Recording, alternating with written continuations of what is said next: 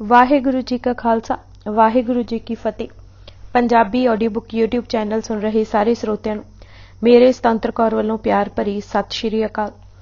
ਅੱਜ ਅਸੀਂ ਅਸ਼ਟਮ ਬਲਬੀਰਾ ਜੀਵਨੀ ਸ਼੍ਰੀ ਗੁਰੂ ਹਰਕ੍ਰਿਸ਼ਨ ਜੀ ਕਿਤਾਬ ਦਾ ਅਗਲਾ ਭਾਗ ਪੜ੍ਹਨ ਜਾ ਰਹੇ ਹਾਂ। ਪੰਨਾ ਨੰਬਰ 59। ਲੇਖਕ ਸਤਬੀਰ ਸਿੰਘ। ਭਾਗ ਚੌਥਾ। ਸਭ ਜਗਤ ਕਰੇ ਨਮਸਕਾਰ। ਗੁਰੂ ਜੀ ਦੀ ਛਬ ਐਸੀ ਸੀ ਕਿ ਹਰ ਇੱਕ ਤੇ ਆਪਣੀ ਛਾਪ ਤੇ ਪ੍ਰਭਾਵ ਪਾ ਜਾਂਦੀ ਸੀ। ਸਰੀਰ ਜ਼ਰੂਰ ਸੂਖਮ ਸੀ ਪਰ ਤੇਜ ਝੱਲਿਆ ਨਹੀਂ ਸੀ ਜਾਂਦਾ। ਸ਼ਬਦ ਜਦ ਬੋਲਦੇ ਤਾਂ ਸੰਗਤਾਂ ਮੁਗਧ ਹੋ ਜਾਂਦੀਆਂ। ਦੇਖਦੇ ਸਾਰ ਹੀ ਪ੍ਰਸੰਨਤਾ ਮਿਲ ਜਾਂਦੀ। ਤੇਜ ਪ੍ਰਤਾਪ, ਧੀਰਜ, ਬਚਨ, ਸਿੱਧੀ, ਆਤਮਿਕ ਸ਼ਕਤੀ, ਵੱਡੇ ਗੁਰੂ ਸਾਹਿਬਾਨ ਵਾਲੀ ਹੀ ਹਰ ਕੋਈ ਦੇਖ ਰਿਹਾ ਸੀ। ਕਿਸੇ ਪ੍ਰਕਾਰ ਦੀ ਚੇਸ਼ਟਾ ਨਹੀਂ ਸੀ। ਸੰਗਤਾਂ ਵਹੀਰਾਂ ਪਾ ਕੇ ਦਰਸ਼ਨਾਂ ਨੂੰ ਆਉਂਦੀਆਂ ਅਤੇ ਜੀ ਦਾਨ ਲੈ ਮੁੜਦੀਆਂ। ਪ੍ਰਾਚੀਨ ਪੰਥ ਪ੍ਰਕਾਸ਼ ਨੇ ਵੀ ਲਿਖਿਆ ਹੈ ਕਿ ਗੁਰੂ ਹਰਕ੍ਰਿਸ਼ਨ ਜੀ ਜਦ ਗੁਰਦੇਵ ਥਾਪੇ ਗਏ, ਸਿੱਖਾਂ ਵਿੱਚ ਅਥਾਹ ਉਮਾ ਉਮੜਿਆ। ਸਿੱਖ ਗੁਰੂ ਸੇਵਾ ਕਰ ਆਨੰਦ ਲੈਂਦੇ ਅਤੇ ਗੁਰੂ ਜੀ ਸਿੱਖਾਂ ਦੀਆਂ ਇੱਛਾ ਪੂਰੀਆਂ ਕਰਦਿਆਂ ਢਿੱਲ ਨਾ ਲਗਾਉਂਦੇ। ਇੱਛਾ ਪੂਰੇ ਸਿੱਖਣ ਕੀ, ਸਿੱਖ ਕਰੇ ਗੁਰਸੇਵਾ। ਔਰੰਗਜ਼ੇਬ ਨੇ ਵੀ ਕਹਿ ਦਿੱਤਾ ਸੀ ਕਿ ਰਾਮ ਰਾਏ ਤੂੰ ਇਹ ਸਮਝ ਲੈ ਕਿ ਸਿੱਖ ਤਾਂ ਉਸ ਨੂੰ ਹੀ ਗੁਰੂ ਮੰਨਣਗੇ ਜਿਨ੍ਹਾਂ ਨੂੰ ਆਪਣੇ ਹੱਥੀਂ ਗੁਰੂ ਹਰ ਰਾਏ ਜੀ ਗੁਰੂ ਥਾਪ ਗਏ ਹਨ। ਸਭ ਸੰਗਤਾਂ ਇਹ ਹੀ ਕਹਿੰਦੀਆਂ ਘਰਾਂ ਨੂੰ ਜਾਂਦੀਆਂ ਸਨ ਕਿ ਦੇਖਣ ਨੂੰ ਜ਼ਰੂਰ ਬਾਲਕ ਰੂਪ ਹਨ ਪਰ ਸਭ ਸ਼ਕਤੀਆਂ ਦੇ ਮਾਲਕ ਡਿੱਠੇ ਹਨ। ਅਗਿਆਨਤਾ ਨੂੰ ਨਾਸ ਕਰਨ ਵਾਲੇ, ਭਗਤ ਵਛਲ, ਖੁਦਾ ਦੋਸਤ, ਆਰਫ, ਜਗਤ ਨੂੰ ਚਲਾਉਣ ਵਾਲੇ ਅਤੇ ਪਰਮੇਸ਼ਰ ਨਾਲ ਸਿੱਧਾ ਸੰਬੰਧ ਹੈ ਅਤੇ ਪ੍ਰਭੂ ਵਾਲੇ ਸਾਰੇ ਗੁਣ ਅਤੇ ਸ਼ਕਤੀਆਂ ਉਹਨਾਂ ਵਿੱਚ ਹਨ। ਤਾਲਖ ਰੱਖ ਹੈ ਖਾਲਿਕ ਸ਼ਕਤੀ। ਰਸਨਾ ਤੇ ਰੱਬ ਬੈਠਾ ਹੋਇਆ ਹੈ ਅਤੇ ਜੋ ਬਚਨ ਬੋਲਦੇ ਹਨ ਉਹ ਵਿੰਦਾ ਜਾਂਦਾ ਹੈ ਅਤੇ ਡੂੰਘਾ ਪ੍ਰਭਾਵ ਅਤੇ ਘਾਉ ਤਲਵਾਰ ਜਿਹਾ ਲਗਾ ਜਾਂਦਾ ਹੈ। ਸੈਫ ਜਵਾਨ। ਲੋਕ ਇਹ ਹੀ ਕਹਿੰਦੇ ਰਹੇ ਸਨ ਕਿ ਕੀਰਤਪੁਰ ਵਿਖੇ ਪੂਰਨ ਜਸ ਵਾਲੇ ਗੁਰੂ ਜੀ ਬਿਰਾਜਮਾਨ ਹੋਏ ਹਨ। ਕੀਰਤਪੁਰ ਮੈਂ ਕੀਰਤ ਪੂਰਨ ਆਹ। ਸਭ ਨੂੰ ਇੰਜ ਪ੍ਰਤੀਤ ਹੁੰਦਾ ਹੈ ਕਿ ਜਿਵੇਂ ਸਵੇਰ ਦਾ ਸੂਰਜ ਚੜ੍ਹਿਆ ਹੋਇਆ ਹੈ। ਚਿਹਰਾ ਸਰਦ ਪੁੰਨਿਆ ਦੇ ਚੰਨ ਨਾਲੋਂ ਵੀ ਚਿੱਟਾ। ਸਰਲ ਸਸੀ ਤੈ ਮੁਖ ਸੱਸ ਅਤਵਾਰ। ਮੁਖ ਦੀ ਸ਼ੋਭਾ ਵਰਣਨ ਨਹੀਂ ਸੀ ਹੋ ਸਕਦੀ। ਬਚਨ ਕਰਦੇ ਤਾਂ ਬ੍ਰਹਮ ਗਿਆਨ ਦੀ ਮੂਰਤ ਲੱਗਦੇ ਤੇ ਸੁਣਨ ਵਾਲੇ ਦੀ ਅਵਿਦਿਆ ਦੀ ਮੱਤ ਮੁਕਦੀ ਜਾਪਦੀ ਅਤੇ ਹਨੇਰਾ ਦੂਰ ਹੋ ਲੱਗਿਆ ਲੱਗਦਾ। ਗੱਲ ਕੀ ਉਹਨਾਂ ਦੇ ਕਹੇ ਬਚਨ ਨਿਡਰਤਾ ਵਾਲੇ ਹੁੰਦੇ ਅਤੇ ਧਰਮ ਦੀ ਨਦੀ ਵਗਾ ਦਿੰਦੇ। ਬਾਣੀ ਅਬੇ ਧਰਮ ਨਿਸ਼ਾਨੀ। ਇੰਜ ਲੱਗਦਾ ਜਿਵੇਂ ਪੂਰਬ ਪਹਾੜੀ ਉਦੈਚਲ ਦੀ ਓਟ ਤੋਂ ਭਗਤੀ ਗਿਆਨ ਦਾ ਸੂਰਜ ਚੜ੍ਹ ਪਿਆ ਹੋਵੇ। ਜਸ ਭਗਤ ਉਦਾਚਲ ਗਿਆਨ ਭਾਣ ਹੋਵੇ ਉਦੈ। ਆਪ ਜੀ ਅੰਮ੍ਰਿਤ ਵੇਲੇ ਉੱਠਦੇ, ਸੋਚਾਚਾਰ ਪਿੱਛੋਂ ਸਮਾਧੀ ਸਥਿਤ ਹੋ ਜਾਂਦੇ, ਫਿਰ ਪਾਠ ਕਰਦੇ ਤੇ ਸੰਗਤ ਵਿੱਚ ਆ ਕੇ ਪਾਠ ਸੁਣਦੇ। ਪਿੱਛੋਂ ਕੀਰਤਨ ਆਰੰਭ ਹੋ ਜਾਂਦੇ। ਕੀਰਤਨ ਦੀ ਸਮਾਪਤੀ ਉਪਰੰਤ ਆਪ ਜੀ ਬਚਨ ਸੁਣਾਉਂਦੇ ਅਤੇ ਗੁਰਬਾਣੀ ਦੀ ਕਥਾ ਹੁੰਦੀ। ਪਿੱਛੋਂ ਲੰਗਰ ਵਰਤਾਇਆ ਜਾਂਦਾ। ਦੂਰ ਨੇੜੇ ਤੋਂ ਆਈਆਂ ਸੰਗਤਾਂ ਮਨੋਕਾਮਨਾਵਾਂ ਦੱਸਦੀਆਂ। ਆਪ ਜੀ ਭਾਵਣੀਆਂ ਪੂਰੀਆਂ ਕਰਦੇ। ਨਾਮਦਾਨ, ਦੇਹ ਅਰੋਗ ਅਤੇ ਹੋਰ ਦਾਤਾਂ ਨਾਲ ਨਿਵਾਜਦੇ। ਪੰਛੀਆਂ ਪਸ਼ੂਆਂ ਦੀ ਰੱਖ ਆਪੂ ਜਾਂਦੇ ਅਤੇ ਦੇਖ ਰੇਖ ਕਰਦੇ। ਸ਼ਫਾਖਾਨਾ ਵੀ ਆਪ ਜੀ ਰੋਜ਼ ਜਾਂਦੇ ਅਤੇ ਰੋਗੀਆਂ ਦੇ ਰੋਗ ਖੰਡਣ ਲਈ ਦਾਰੂ ਦਿੰਦੇ ਅਤੇ ਅਰਦਾਸ ਕਰਦੇ। ਗਿਆਨੀ ਗਿਆਨ ਸਿੰਘ ਜੀ ਤਰੀਖ ਗੁਰੂ ਖਾਲਸਾ ਵਿੱਚ ਇੱਕ ਵਾਰਤਾ ਲਿਖੀ ਹੈ ਕਿ ਇੱਕ ਵਾਰੀ ਆਪ ਜੀ ਪਾਲਕੀ ਤੇ ਸਵਾਰ ਸ਼ਫਾਖਾਨੇ ਜਾ ਰਹੇ ਸਨ ਕਿ ਇੱਕ ਕੁਸ਼ਤੀ ਬਿਪਰਾ ਦਾ ਸਿੱਖਿਆ ਸਿਖਾਇਆ ਪਾਲਕੀ ਅੱਗੇ ਲੇਟ ਗਿਆ ਅਤੇ ਉੱਚੀ ਉੱਚੀ ਰੋਗੀ ਕਾ ਤੁਮ ਖੰਡੋ ਰੋਗ ਉਚਾਰਨ ਲੱਗਾ। ਦੀਨ ਦਸ਼ਾ ਦੇਖ ਕੇ ਆਪ ਜੀ ਪਾਲਕੀ ਤੋਂ ਉਤਰੇ, ਆਪਣਾ ਨਿੱਜ ਦਾ ਰੁਮਾਲ ਦਿੱਤਾ। ਉਸ ਰੋਗੀ ਨੇ ਮੂੰਹ ਤੇ ਫੇਰਿਆ, ਗਿੱਲਾ ਕਰਕੇ ਅੰਗ ਰੱਖਿਅਕ ਨੇ ਪੂੰਝਿਆ ਤਾਂ ਉਹ ਕੁਸ਼ਤੀ ਨਰੋਆ ਹੋਇਆ। ਇਹ ਦੇਖ ਸੁਣ ਫੇਰ ਤਾਂ ਬੇਅੰਤ ਬਿਮਾਰ ਆਉਣ ਲੱਗੇ। ਗੁਰੂ ਜੀ ਦੀ ਮਹਿਮਾ ਸਦਕਾ ਰਾਜੀ ਹੋ ਮੁੜਦੇ। ਦਵਾਈਆਂ ਵੀ ਇਹੋ ਜਿਹੀਆਂ ਬਣੀਆਂ ਰਹਿੰਦੀਆਂ ਜੋ ਅਸਾਧ ਰੋਗ ਦੂਰ ਕਰ ਦਿੰਦੀਆਂ। ਉੱਥੋਂ ਬਾਗਾਂ ਵਿੱਚ ਸੈਰ ਕਰਕੇ ਮੁੜਦੇ। ਲੰਗਰ ਦੀ ਸੇਵਾ ਆਪ ਕਰਦੇ ਅਤੇ ਫਿਰ ਘੜੀ ਕੁ ਆਰਾਮ ਕਰਦੇ। ਸ਼ਾਮ ਨੂੰ ਨੇਜਾਬਾਜੀ, ਘੋੜਸਵਾਰੀ ਹੁੰਦੀ ਅਤੇ ਜੰਗੀ ਕਰਤੱਵ ਯੋਧੇ ਦਿਖਾਉਂਦੇ। ਜੇਤੂ ਬਖਸ਼ਿਸ਼ਾਂ ਪਾਉਂਦੇ ਅਤੇ ਰਹਿਮਤਾਂ ਨਾਲ ਝੋਲੀਆਂ ਭਰ ਕੇ ਮੁੜਦੇ। ਸ਼ਾਮ ਦੇ ਦੀਵਾਨ ਵਿੱਚ ਗੁਰਸਾਖੀ ਹੁੰਦੀ ਅਤੇ ਸੋਦਰ ਦੀ ਚੌਂਕੀ ਲੱਗਦੀ। ਗੁਰਦਰਬਾਰ ਦੀ ਐਸੀ ਦਖ ਸੀ ਕਿ ਹਰ ਕੋਈ ਆਇਆ ਆਤਮਿਕ ਰੰਗ ਨਾਲ ਰੰਗਿਆ ਜਾਂਦਾ ਸੀ। ਥਾਂ ਥਾਂ ਇਹ ਭੁਲੇਖਾ ਪਾਇਆ ਜਾਂਦਾ ਹੈ ਕਿ ਗੁਰੂ ਬਾਲਕ ਹੈ। ਇਸ ਬਾਲਕ ਸ਼ਬਦ ਤੇ ਜ਼ੋਰ ਦੇਣ ਵਾਲੇ ਗੁਰੂ ਦੇ ਅਰਥ ਸੰਸਾਰੀ ਪੱਖੋਂ ਕਰਦੇ ਹਨ। ਸਿੱਖ ਘਰ ਗੁਰੂ ਦਾ ਲਖਾਇਕ ਹੈ। ਇਹ ਨਾ ਅਵਤਾਰ, ਨਾ ਨਬੀ, ਨਾ ਪੈਗੰਬਰ, ਨਾ ਰਸੂਲ ਅਤੇ ਨਾ ਕੋਈ ਉਸਤਾਦ, ਮੁਰਸ਼ਦ, ਟੀਚਰ ਜਾਂ ਮਾਸਟਰ। ਗੁਰੂ ਦੇਹ ਨਹੀਂ ਬਾਣੀ ਗੁਰੂ ਹੈ।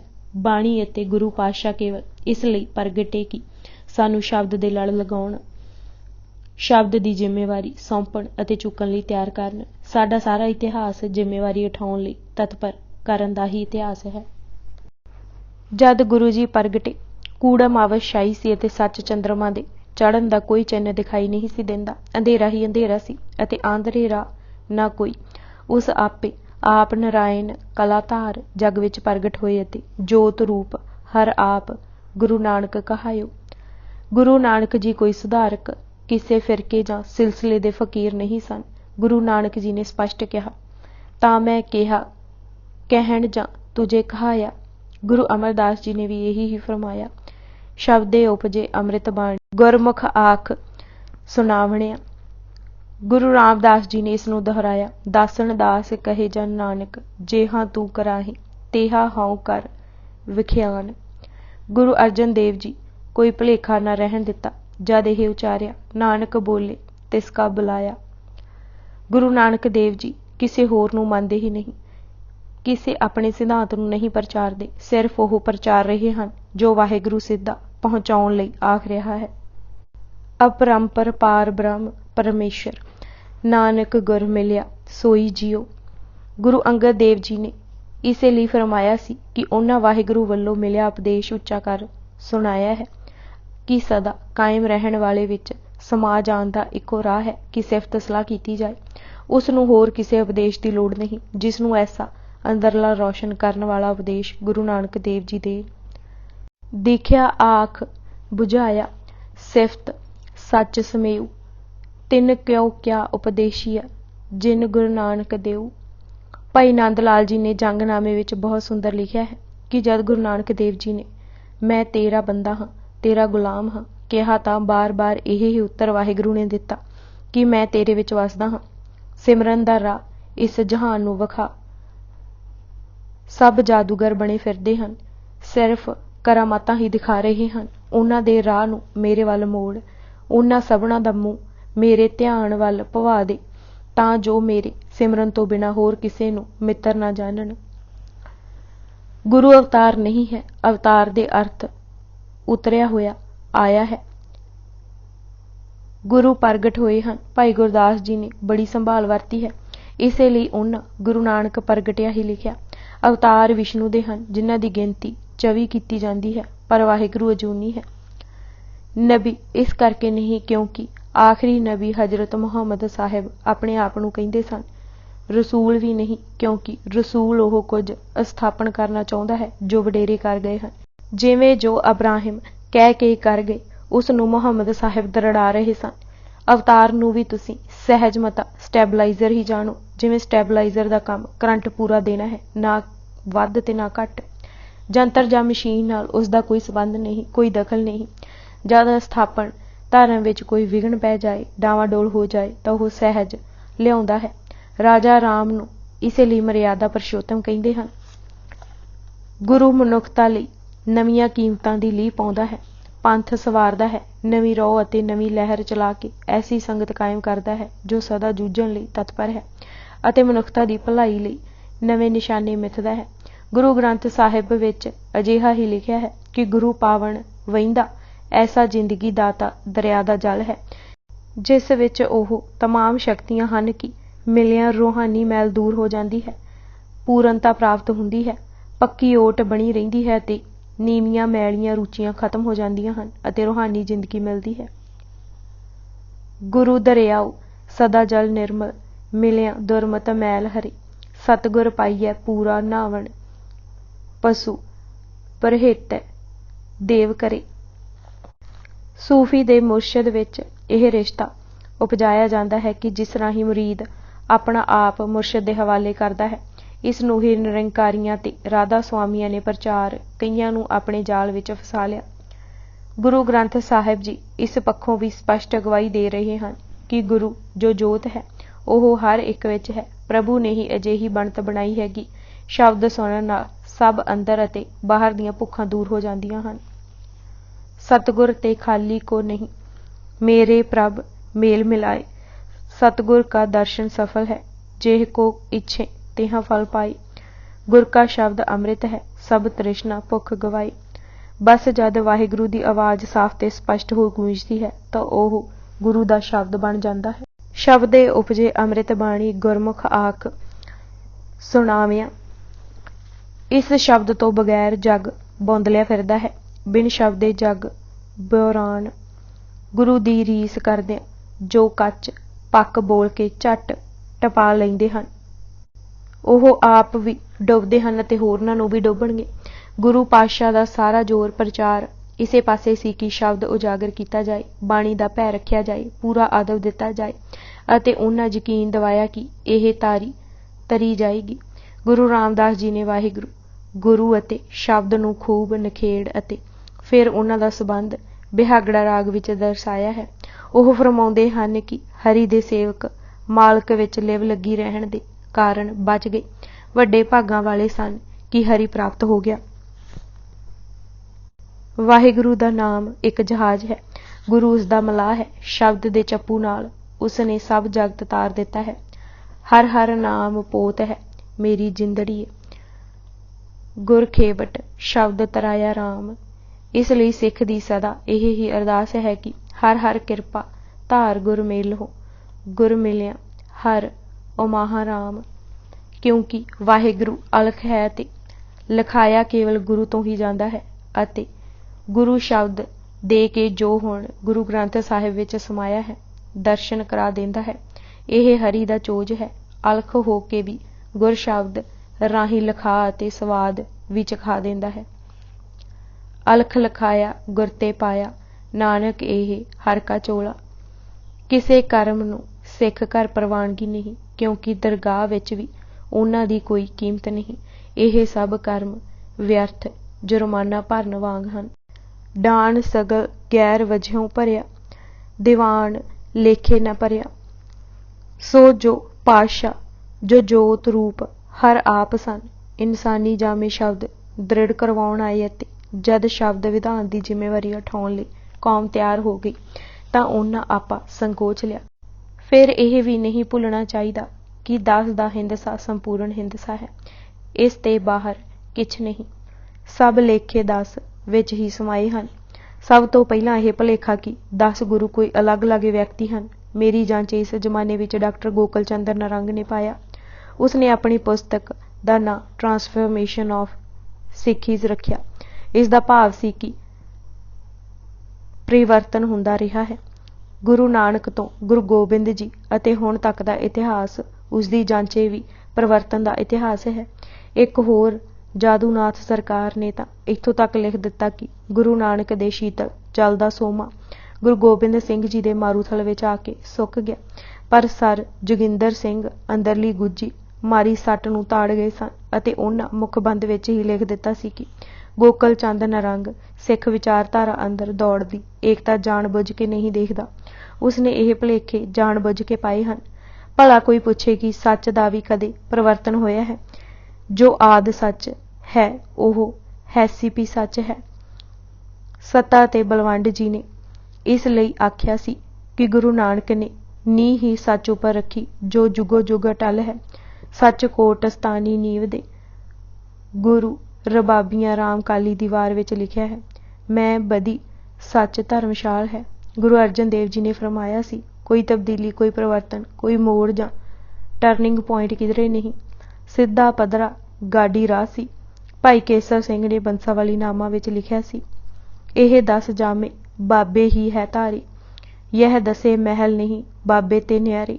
ਦਸੇ ਸਾਹਿਬ ਇੱਕ ਬਾਬਾ ਕਰ ਜਾਣੋ, ਮਾਨਸ ਰੂਪ ਨਾ ਦਸਾਂ ਕੋ ਮਾਨੋ।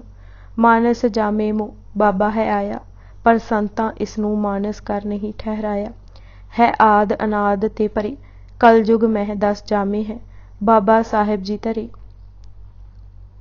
ਗੁਰੂ ਹਰਗੋਬਿੰਦ ਜੀ ਅਤੇ ਗੁਰੂ ਹਰ ਰਾਏ ਜੀ ਦੇ ਸਮਕਾਲੀ ਮੁਹੱਸਨ ਫਾਨੀ ਨੇ ਸਿੱਖਾਂ ਵਿੱਚ ਹੁੰਦੀ ਗੱਲਬਾਤ ਨੂੰ ਆਪਣੇ ਸ਼ਬਦਾਂ ਵਿੱਚ ਲਿਖਿਆ ਹੈ। ਲੋਕੀ ਕਹਿੰਦੇ ਹਨ ਕਿ ਗੁਰੂ ਨਾਨਕ ਸੁੱਤੇ ਪ੍ਰਕਾਸ਼ ਜੋਤ ਹੈ। ਗੁਰੂ ਨਾਨਕ ਦੇਵ ਜੀ ਨੇ ਆਪਣੇ ਆਪ ਨੂੰ ਬੰਦਾ ਦਾਸ ਹੀ ਕਿਹਾ ਅਤੇ ਸਿਰਜਣਹਾਰ ਨੂੰ ਨਿਰੰਜਨ, ਜੋ ਜਿਸਮ ਜਾਂ ਦੇਹਧਾਰੀ ਨਹੀਂ, ਨਾ ਹੀ ਸਰੀਰ ਨਾਲ ਸੰਬੰਧ ਜੋੜਦਾ ਹੈ। ਸਿੱਖ ਇਹ ਕਹਿੰਦੇ ਸੁਣੀਦੇ ਹਨ कि गुरु नानक देह नहीं सन रखते, सिर्फ अपनी कुदरत सानू विखालते सन। सिख ये भी कहते हैं कि जद गुरु नानक जी ने तन त्याग्या, ਉਹ ਆਪਣੇ ਨਿਕਟੀ ਸੇਵਕ ਗੁਰੂ ਅੰਗਦ ਵਿੱਚ ਪ੍ਰਵੇਸ਼ ਕਰ ਗਏ। ਗੁਰੂ ਅੰਗਦ ਨਾਨਕ ਦਾ ਹੀ ਨਾਮ ਹੈ। ਉਪਰੰਤ ਗੁਰੂ ਅੰਗਦ ਦੇਵ ਜੀ ਪਰਲੋਕ ਭਿਆਨੇ ਸਮੇਂ ਗੁਰੂ ਅਮਰਦਾਸ ਜੀ ਦੇ ਜਾਮੇ ਵਿੱਚ ਉਸੇ ਤਰ੍ਹਾਂ ਸਮਾ ਗਏ। ਉਹ ਉਸੇ ਢੰਗ ਨਾਲ ਗੁਰੂ ਰਾਮਦਾਸ ਜੀ ਦੇ ਬਦਨ ਵਿੱਚ ਬਿਰਾਜ ਗਏ ਅਤੇ ਗੁਰੂ ਰਾਮਦਾਸ ਜੀ ਇਸੇ ਵਿਧੀ ਹੀ ਗੁਰੂ ਅਰਜਨ ਦੇਵ ਜੀ ਨਾਲ ਇੱਕਮਿਕ ਹੋ ਗਏ। ਸਿੱਖ ਹਰ ਕਿਸੇ ਗੁਰੂ ਨੂੰ ਮਹਿਲ ਨਾਮ ਦਿੰਦੇ ਹਨ, ਜਿਵੇਂ ਮਹਿਲਾ ਪਹਿਲਾ ਨਾਨਕ, ਮਹਿਲਾ ਦੂਜਾ ਅੰਗਦ। ਇਸੇ ਤਰ੍ਹਾਂ ਪੰਜਵੇਂ ਮਹਿਲ ਤੱਕ ਉਹ ਗੁਰੂ ਅਰਜਨ ਕਹਿਲਾਏ।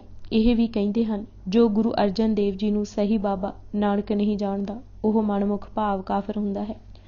ਗੁਰੂ ਗੋਬਿੰਦ ਸਿੰਘ ਜੀ ਨੇ ਆਪੂ ਵੀ ਇਹ ਹੀ ਉਚਾਰਿਆ ਕਿ ਥੋੜ੍ਹੀ ਅਤੇ ਘੱਟ ਅਕਲ ਵਾਲੇ ਹੀ ਗੁਰੂ ਨਾਨਕ ਦੇਵ ਜੀ ਅਤੇ ਉਹਨਾਂ ਨੂੰ ਭਿੰਨ ਭਿੰਨ ਜਾਣਦੇ ਹਨ। ਜਿਨ੍ਹਾਂ ਇੱਕ ਕਰ ਜਾਣਿਆ, ਉਹਨਾਂ ਹੀ ਠੀਕ ਗੱਲ ਸਮਝੀ ਹੈ। ਇੰਦੂ ਭੂਸ਼ਣ ਬੈਨਰਜੀ ਨੇ ਇਹ ਲੇਖ ਲਿਖ ਕੇ ਗੱਲ ਮੁਕਾਉਣੀ ਚਾਹੀ ਕਿ ਜੇ ਪਰਿਵਰਤਨ ਨਹੀਂ ਤਾਂ ਵਿਕਾਸ ਜ਼ਰੂਰ ਹੋਵੇਗਾ। ਉਹਨਾਂ ਸਿੱਖ ਇਤਿਹਾਸ ਦੀ ਚਲਦੀ ਧਾਰਾ ਨੂੰ ਵਿਕਾਸ ਕਿਹਾ। ਇਹ ਵੀ ਇੱਕ ਸੱਟ ਸੀ ਜੋ ਬੈਨਰਜੀ ਨੇ ਮਾਰਨੀ ਚਾਹੀ। ਇਹ ਇੱਕ ਪੱਖੋਂ ਗੁਰੂ ਨਾਨਕ ਦੇਵ ਜੀ ਦੇ ਵਿਚਾਰਾਂ, ਹੁਕਮਾਂ, ਸਿਧਾਂਤਾਂ ਨੂੰ ਪੋਲਾ, ਕੱਚਾ, ਅਣਘੜਿਆ ਕਹਿਣ ਤੁਲ ਸੀ। ਉਸ ਲਿਖਿਆ ਵੀ ਸੀ ਕਿ ਗੁਰੂ ਨਾਨਕ ਨੇ ਕੋਈ ਜੰਝੂ ਪਹਿਨਣ ਦੀ ਨਿਖੇਧੀ ਨਹੀਂ ਕੀਤੀ। ਉਹਨਾਂ ਵਰਨ ਆਸ਼ਰਮ ਦੇ ਸਿਧਾਂਤ ਤੇ ਵੀ ਕੋਈ ਚੋਟ ਨਹੀਂ ਮਾਰੀ। ਇਹ ਸਭ ਪਿੱਛੋਂ ਦੀਆਂ ਗੱਲਾਂ ਹਨ। ਭਲਾ ਕੋਈ ਪੁੱਛੇ ਕਿ ਜਦ ਦਰਵਾਜ਼ਾ ਖੁੱਲ੍ਹਦਾ ਹੈ ਤਾਂ ਪ੍ਰਕਾਸ਼ ਕੀ ਹੌਲੀ ਹੌਲੀ ਹੁੰਦਾ ਹੈ ਜਾਂ ਇੱਕ ਵਾਰੀ ਹੀ? ਦੀਵੇ ਬਲਦੇ ਸਾਰ ਹਨੇਰਾ ਉੱਡ ਜਾਂਦਾ ਹੈ। ਸ਼ੇਰ ਗਰਜਨ ਸਾਰ ਹੀ ਹਿਰਨ ਨੱਸ ਜਾਂਦੇ ਹਨ। ਨਾ ਇਹ ਪਰਿਵਰਤਨ ਦਾ ਇਤਿਹਾਸ ਹੈ, ਨਾ ਵਿਕਾਸ ਦਾ। ਇਹ ਤਾਂ ਜ਼ਿੰਮੇਵਾਰੀ ਉਠਾਉਣ ਲਈ ਜ਼ਿੰਮੇਵਾਰੀ ਪੈਦਾ ਕਰਨ ਦਾ ਇਤਿਹਾਸ ਹੈ। ਪ੍ਰਿੰਸੀਪਲ ਤੇਜਾ ਸਿੰਘ ਨੇ ਇਸੇ ਲਈ ਸਿੱਖ ਇਤਿਹਾਸ ਨੂੰ ਗਰੋਥ ਆਫ ਰਿਸਪੌਂਸਿਬਿਲਿਟੀ ਇਨ ਸਿੱਖੀਜ਼ ਕਿਹਾ ਹੈ। ਜਦ ਕੌਮਾਂ ਜ਼ਿੰਮੇਵਾਰ ਹੋ ਜਾਂਦੀਆਂ ਹਨ ਤਾਂ ਉਹਨਾਂ ਨੂੰ ਲਿਖਤੀ ਰੂਪ ਵਿੱਚ ਵਿਧਾਨ ਮਿਲਦਾ ਹੈ। ਗੁਰੂ ਪਾਤਸ਼ਾਹ ਸਾਨੂੰ ਸ਼ਬਦ ਦੀ ਜ਼ਿੰਮੇਵਾਰੀ ਗੁਰੂ ਗ੍ਰੰਥ ਸਾਹਿਬ ਦੇ ਵਿਧਾਨ ਦੇ ਰੂਪ ਵਿੱਚ ਸੌਂਪਣਾ ਚਾਹੁੰਦੇ ਸਨ। ਪਹਿਲਾਂ ਉਹਨਾਂ ਨੇ ਆਪੂ ਸ਼ਬਦ ਕਮਾ, ਅਦਬ ਰੱਖ ਅਤੇ ਆਦਰ ਦਰਸਾ ਕੇ ਪ੍ਰਗਟਾਇਆ। ਫਿਰ ਸਿੱਖਾਂ ਕੋਲੋਂ ਆਸ ਕੀਤੀ ਕਿ ਉਹ ਅਜਿਹਾ ਹੀ ਕਰਨਗੇ। ਆਦਿ ਗੁਰੂ ਗ੍ਰੰਥ ਸਾਹਿਬ ਦਾ ਪ੍ਰਕਾਸ਼ ਪਹਿਲੀ ਵਾਰੀ ਭਾਦੋਂ ਸੁਦੀ ਪਹਿਲੀ ਸੰਮਤ 1661 ਨੂੰ ਹਰਿਮੰਦਰ ਸਾਹਿਬ ਕੀਤਾ ਗਿਆ। ਜਦ ਪ੍ਰਕਾਸ਼ ਦੀਆਂ ਤਿਆਰੀਆਂ ਹੋ ਰਹੀਆਂ ਸਨ ਤਾਂ ਗੁਰੂ ਜੀ ਨੇ ਹਦਾਇਤਾਂ ਦੇ ਦਿੱਤੀਆਂ ਸਨ ਕਿ ਉਹਨਾਂ ਦਾ ਆਸਣ ਹੁਣ ਗੁਰੂ ਗ੍ਰੰਥ ਸਾਹਿਬ ਤੋਂ ਬਹੁਤ ਹੇਠਾਂ ਲਗਾਇਆ ਜਾਏ। ਇੱਕ ਮਤ ਅਨੁਸਾਰ ਇੱਕ ਗੜਾ ਵੀ ਖੁਦਵਾ ਲਿਆ ਗਿਆ। ਸ਼ਬਦ ਦਾ ਝੰਡਾ ਉੱਥੇ ਝੁਲਦਾ ਦਿਸੇ। ਗੁਰੂ ਸਰੀਰ ਵਿਅਕਤੀ ਦਾ ਦਿਸਣਾ ਜ਼ਰੂਰੀ ਨਹੀਂ। ਇਹ ਹੁਕਮ ਵੀ ਕੀਤਾ ਗਿਆ ਕਿ ਸਤਿਗੁਰ ਦਾ ਪੰਜ ਭੂਤਕ ਸਰੀਰ ਤਾਂ ਸਰਵ ਕਾਲ ਕੋਈ ਦੇਖ ਨਹੀਂ ਸਕਦਾ ਅਤੇ ਨਾ ਹੀ ਰਹਿਣ ਵਾਲਾ ਹੈ। ਗੁਰੂ ਗ੍ਰੰਥ ਸਾਹਿਬ ਹੀ ਗੁਰੂ ਦਾ ਰਿਦਾ ਹੈ, ਜੋ ਹਰ ਥਾਂ ਹਰ ਵੇਲੇ ਵੇਖਿਆ ਦੇਖਿਆ ਜਾ ਸਕਦਾ ਹੈ। ਇਹ ਹੁਕਮ ਦਿੱਤਾ ਕਿ ਬਾਣੀ ਦਾ ਅਦਬ ਪ੍ਰਤੱਖ ਦਿਸਦੇ ਗੁਰੂ ਨਾਲੋਂ ਵੀ ਵੱਧ ਕਰਨਾ। ਮੇਰੇ ਸਰੂਪ ਤੇ ਯਾਤੇ ਹੈ ਦੀਰਘ, ਸਾਹਿਬ ਜਾਣ ਅਦਾਇਬ ਕਹਿ ਹੈ। ਇਹ ਹੁਕਮ ਅਤੇ ਹਦਾਇਤ ਕਰ ਦਿੱਤੀ ਕਿ ਕੋਈ ਇਸ ਦੇ ਕਿਸੇ ਸ਼ਬਦ, ਅੱਖਰਾਂ ਜਾਂ ਲਗਾ ਮਾਤਰਾ ਨੂੰ ਘੱਟ ਵੱਧ ਕਰਨ ਦੀ ਕੋਸ਼ਿਸ਼ ਨਾ ਕਰੇ, ਜ਼ੁਰਤ ਜਾਂ ਪ੍ਰਯਾਸ ਨਾ ਕਰੇ। ਜੇ ਕਿਸੇ ਹੱਠ ਤੇ ਮੂਰਖਤਾਈ ਕਰਕੇ ਕੀਤੀ ਵੀ ਤਾਂ ਖੂਬ ਪਛਤਾਏਗਾ। ਆਪ ਤੇ ਘਾਟ ਨਾ ਬਾਧ ਕਰੇ, ਜੀ ਕਰੇ ਹੋਏ ਮੂਰਖ ਸੋ ਪਛਤਾਈ। ਇਹ ਵੀ ਸਿੱਖਾਂ ਨੂੰ ਦ੍ਰਿੜ ਕਰਾ ਦਿੱਤਾ ਕਿ ਨਾਮ ਅਤੇ ਨਾਮੀ ਵਿੱਚ ਕੋਈ ਅੰਤਰ ਨਹੀਂ ਹੈ। ਬਾਣੀ ਰਾਹੀਂ ਹੀ ਕਰਤਾਰ ਦੇ ਦਰਸ਼ਨ ਹੋਣਗੇ। ਨਾਮ ਸੁਨਾਮੀ ਕੋ ਭੇਦ ਨਹੀਂ, ਇਹ ਮੂਰਤ ਸ਼੍ਰੀ ਕਰਤਾਰ ਸੁਹਾਏ। ਜਦ ਬਾਬਾ ਬੁੱਢਾ ਜੀ ਨੇ ਪੁੱਛਿਆ ਕਿ ਰਾਤ ਨੂੰ ਕਿਸ ਥਾਂ ਗੁਰੂ ਗ੍ਰੰਥ ਸਾਹਿਬ ਦਾ ਸਥਾਪਨਾ ਕਰਨਾ ਹੈ ਤਾਂ ਹੁਕਮ ਦਿੱਤਾ, ਜਿਸ ਕੋਠੜੀ ਰਹਿਣ ਹਮਾਰਾ ਤਹਾਂ ਨਿਵਾਸ ਕਰਹੁ ਜਤਪਾਨ। ਬੁੱਢਾ ਜੀ ਦਾ ਅਗਲਾ ਸੁਭਾਵਿਕ ਸਵਾਲ ਸੀ ਕਿ ਤੁਸੀਂ ਕਿੱਥੇ ਬਿਰਾਜੋਗੇ? ਤਾਂ ਪੰਜਵੇਂ ਪਾਤਸ਼ਾਹ ਨੇ ਕਿਹਾ, ਸ਼੍ਰੀ ਗੁਰੂ ਗ੍ਰੰਥ ਸਾਹਿਬ ਪਾਸ ਜ਼ਮੀਨ ਤੇ ਵਿਛਾਉਣਾ ਕਰ ਦਿਓ। ਸ਼੍ਰੀ ਗੁਰੂ ਭੂਤਲ ਨਿਕਟ ਅਸੀਨੋ। ਸ਼੍ਰੀ ਅੰਮ੍ਰਿਤਸਰ ਅਤੇ ਜਦ ਮੁਖਲਿਸ ਖਾਨ ਨੇ ਅਚਾਨਚੱਕ ਹੱਲਾ ਬੋਲ ਦਿੱਤਾ ਤਾਂ ਕਿਸੇ ਸੁਝਾਅ ਦਿੱਤਾ ਕਿ ਬੀਬੀ ਵੀਰੋ ਜੀ ਨੂੰ ਪਹਿਲਾਂ ਸੁਰੱਖਿਅਤ ਥਾਂ ਤੇ ਪਹੁੰਚਾਉਣਾ ਲੋੜੀਂਦਾ ਹੈ, ਕਿਉਂਕਿ ਅਗਲੀ ਸਵੇਰ ਬੀਬੀ ਦੀ ਸ਼ਾਦੀ ਹੈ। ਕਿਸੇ ਪਰਿਵਾਰ ਵੱਲ ਧਿਆਨ ਦਿਲਵਾਇਆ ਤਾਂ ਹਰਗੋਬਿੰਦ ਜੀ ਨੇ ਕਿਹਾ, ਪਰਿਵਾਰ, ਬੱਚੀ, ਧਨ, ਮਾਲ ਦਾ ਫਿਕਰ ਨਾ ਕਰੋ, ਪਹਿਲਾਂ ਗੁਰੂ ਗ੍ਰੰਥ ਸਾਹਿਬ ਦੀ ਪਾਵਨ ਬੀੜ ਨੂੰ ਮਹਿਫੂਜ਼ ਥਾਂ ਪਹੁੰਚਾਉਣਾ ਹੈ। ਛੇਵੇਂ ਪਾਤਸ਼ਾਹ ਨੇ ਬੀੜ ਆਪਣੇ ਸੀਸ ਤੇ ਆਦਰ ਨਾਲ ਰੱਖੀ ਅਤੇ ਘੋੜੇ ਉੱਪਰ ਸਵਾਰ ਹੋ ਕੇ ਫੌਜਾਂ ਨੂੰ ਚੀਰਦੇ ਝਬਾਲ ਪਹੁੰਚਾ ਕੇ ਫਿਰ ਆ ਕੇ ਜੰਗ ਦੇ ਮੈਦਾਨ ਵਿੱਚ ਜੂਝੇ। ਇਹ ਸਿੱਖਾਂ ਨੂੰ ਜ਼ਿੰਮੇਵਾਰੀ ਦਾ ਅਹਿਸਾਸ ਕਰਾਉਣ ਲਈ ਹੀ ਸੀ। ਗੁਰੂ ਹਰਿਰਾਏ ਜੀ ਨੇ ਅਦਬ ਕਾਇਮ ਰੱਖਣ ਲਈ ਆਪ ਪੂਰਨੇ ਪਾਏ ਅਤੇ ਕਰੜੇ ਹੁਕਮ ਦਿੱਤੇ। ਰਾਮ ਰਾਏ ਜੀ ਨੂੰ ਮੱਥੇ ਨਾ ਲੱਗਣ ਤੇ ਸਿੱਖਾਂ ਨੂੰ ਮੱਥੇ ਨਾ ਲਗਾਉਣ ਦਾ ਹੁਕਮ ਅਦਬ ਰਖਾਉਣ ਲਈ ਹੀ ਸੀ। ਗੁਰੂ ਹਰਕ੍ਰਿਸ਼ਨ ਜੀ ਨੇ ਵੀ ਸਾਫ਼ ਕਹਿ ਦਿੱਤਾ ਸੀ ਕਿ ਉਹ ਵੀ ਅੰਤ ਪਰਯੰਤ ਉਹਨਾਂ ਹੀ ਲੀਹਾਂ ਤੇ ਚੱਲਣਗੇ ਅਤੇ ਦਰਸਾਏ ਨੇਮ ਨਿਭਾਉਣਗੇ। ਗੁਰੂ ਤੇਗ ਬਹਾਦਰ ਜੀ ਨੇ ਮੱਖਣ ਸ਼ਾਹ ਨੂੰ ਇਹ ਹੀ ਕਿਹਾ ਸੀ ਕਿ ਜਦ ਉਸ ਸਦਾ ਦਰਸ਼ਨ ਹੁੰਦੇ ਰਹਿਣ ਦੀ ਜਾਚਨਾ ਕੀਤੀ ਸੀ। ਨੌਵੇਂ ਪਾਤਸ਼ਾਹ ਦੇ ਸ਼ਬਦ ਸਨ, ਹਰ ਵੇਲੇ ਸਤਨਾਮ ਦਾ ਸਿਮਰਨ ਕਰਨਾ। ਗੁਰਬਾਣੀ ਦੇ ਪਾਠ ਨਾਲ ਹੀ ਚਿੱਤ ਟਿਕਦਾ ਅਤੇ ਸ਼ਾਂਤੀ ਮਿਲਦੀ ਹੈ। ਜੋ ਗੁਰਬਾਣੀ ਨਾਲ ਮਿਲਦੇ ਹਨ ਉਹਨਾਂ ਨੂੰ ਹੀ ਮਿਲੇ ਹੋਏ ਕਹਿਣਾ ਚਾਹੀਦਾ ਹੈ। ਦ੍ਰਿਸ਼ਟਮਾਨ ਨਾਲ ਪਿਆਰ ਕਾਹਦਾ, ਜਿਸ ਨਾਸਵੰਤ ਹੋ ਜਾਣਾ ਹੈ ਉਸ ਨਾਲ ਸਨੇਹ ਕਾਹਦਾ। ਸਤਨਾਮ ਸਿਮਰਿਓ ਦਿਨ ਰਾਤੀ, ਗੁਰਬਾਣੀ ਪੜ੍ਹ ਹੈ ਚਿੱਤ ਸ਼ਾਂਤੀ। ਮਨ ਸੋ ਮਿਲੋ ਸਦਾ ਮਿਲ ਰਹੇ, ਪੁੰਨ ਵਿਯੋਗ ਸੁ ਕਭੂ ਨ ਲਹੇ। ਦ੍ਰਿਸ਼ਟਮਾਨ ਪਰ ਕਹਾਂ ਸਨੇਹ, ਬਿਨ ਸੰਹਾਰੇ ਆਦਿਕ ਦੇਹ। ਗੁਰੂ ਗੋਬਿੰਦ ਸਿੰਘ ਜੀ ਨੇ ਆਪਣੇ ਅੰਤਿਮ ਬਚਨ ਵਿੱਚ ਸਪਸ਼ਟ ਹੁਕਮ ਕਰ ਦਿੱਤੇ ਸਨ ਕਿ ਸਰੀਰਕ ਜਾਮਾ ਖਾਲਸੇ ਨੂੰ ਬਖਸ਼ਿਆ ਹੈ ਅਤੇ ਅਜਰ ਸਰੂਪ ਜੋਤ ਗੁਰਬਾਣੀ ਹੈ। ਸੈਨਾਪਤੀ ਦੇ ਸ਼ਬਦਾਂ ਵਿੱਚ ਸਤਿਗੁਰ ਹਮਾਰਾ ਅਪਰ ਅਪਾਰਾ, ਸ਼ਬਦ ਵਿਚਾਰਾ ਅਜਰ ਜਰ। ਹਿਰਦੇ ਧਰ ਧਿਆਨੀ ਉਚਰੀ ਬਾਣੀ, ਪਦ ਨਿਰਬਾਣੀ ਅਪਰ ਪਰ। ਗਤ ਮਿਤ ਅਪਾਰ ਬਹੁਤ ਬਿਨਸਥਾਰ, ਵਾਰ ਨ ਪਾਰ ਕਿਆ ਕਥਨ। ਤਵ ਜੋਤ ਪਰਗਾਸੀ, ਸਰਬ ਨਿਵਾਸੀ ਸਰਬ ਉਦਾਸੀ ਤਵ ਸਰਨ। ਮਹਿਮਾ ਪ੍ਰਕਾਸ਼ ਵਾਰਤਕ ने भी इसे परथाए लिखा है। गुरु गोबिंद सिंह हुक्म हुआ अब हमारा जाहिरा रूप गुरु ग्रंथ साहिब जानना। जिसने मेरे से बात करनी होए तो आद गुरु ग्रंथ साहिब का पाठ करना, मेरे से बात होवेगी। भाई नंद लाल जी ने भी इसे ख्याल की व्याख्या की है।